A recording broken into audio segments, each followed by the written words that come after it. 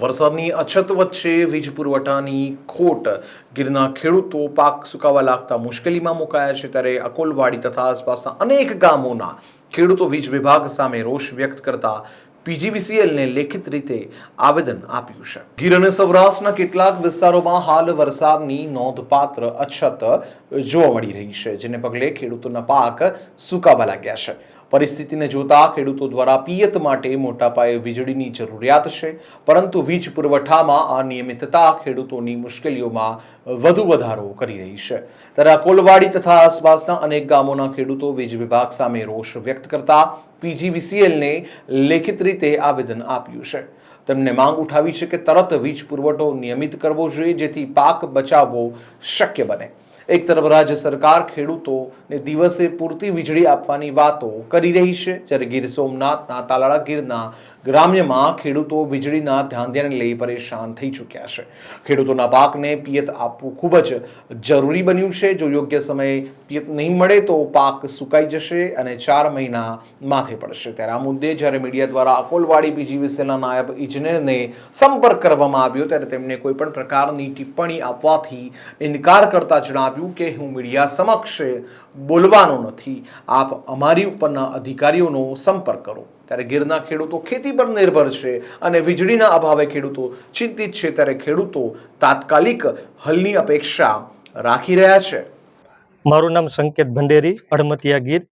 હું એક ખેડૂત છું। અમે આજ અડમતિયા ગામના સર્વે ખેડૂતો ભેગા થઈ અને જે ખેતીવાડીમાં પાવરનો જે પ્રશ્ન છે એને લઈને આજે જીબી કચેરી આવ્યા હતા અને બધા ભેગા મળી પીજીવીએલના અમારા નાયબ ઇજનેર છે સરવૈયા સાહેબને આવેદનપત્ર આપ્યું અને જે ખેતીવાડીમાં જે પાવરના ધાંધિયા છે એના વિશે રજૂઆત કરી। કારણ કે અત્યારે વરસાદ ખેંચાતા ખેડૂતોને મગફળી, સોયાબીન, શેરડી જેવા પાકોમાં પિયતની ખાસ જરૂર છે અને એવા જ ટાઈમે અત્યારે પાવરના ધાંધિયા છે, જેના લીધે ખેડૂતો અત્યારે 24 કલાક વાડીઓમાં હેરાન થાય છે, છતાં પણ ગુણવત્તાસભર વીજ પુરવઠો મળતો નથી। તેના લીધે ખેડૂતો પણ રોષમાં આવી અને આજે બધા આવેદનપત્ર આપવા આવ્યા। આવેદનપત્ર આપી અને સાહેબને રજૂઆત કરી કે અમને ખેતીવાડીમાં સમયસર અને પૂરતો વીજ પુરવઠો મળે। મારું નામ મનસુખભાઈ કરમશીભાઈ મુંજપરા, હડમતિયા ગામ।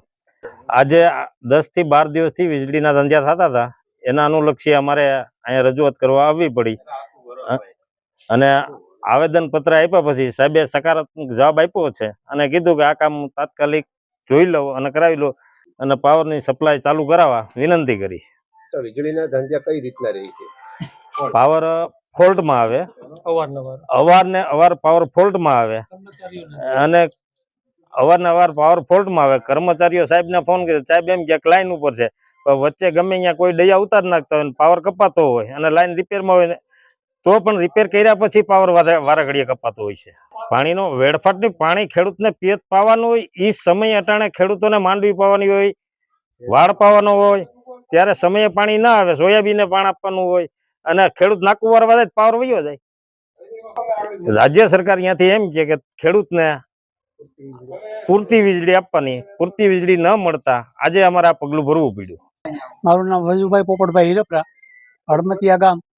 એવું કરવા જાય ને તો એમ માનો કે વીજ પુરવઠો ઉનાળાની અંદર લો વોલ્ટ હતા કે જે ઉપરથી લો વોલ્ટ હોય અને પાવર સપ્લાય પૂરી મળતી ન હોય, પણ અત્યારની પોઝિશન તો એવી છે કે આ કર્મચારીઓ જ એવા છે કે જે પૂરતું ધ્યાન નથી દેતા, એને કારણે જ ખેડૂતો ભોગ બને છે, બીજું કાંઈ નથી આની અંદર। કારણ કે ક્યાંય લો વોલ્ટ નથી થતા, છતાં પણ જો વીજળી પૂરી ન થતી હોય, વારંવાર લાઇટ જાવી, એવું ટ્રિપિંગ થાય અને ગમે ત્યાંથી ગમે ત્યાં પાવર એ લોકો ફેરવી નાખે કે હાલો અહીંયા ચાલુ છે, છતાંય ત્યાં કાંઈ ચાલુ ત્યાં ઠેઠ સુધી પૂગતો નથી। કેટલા કલાક વીજળી મળે?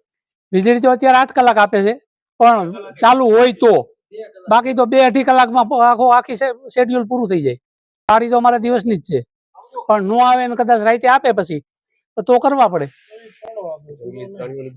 તો હોય, પણ છતાંય ખેડૂત નથી, કઈ ગણકારવું હાલે એમ નથી ને સાહેબ।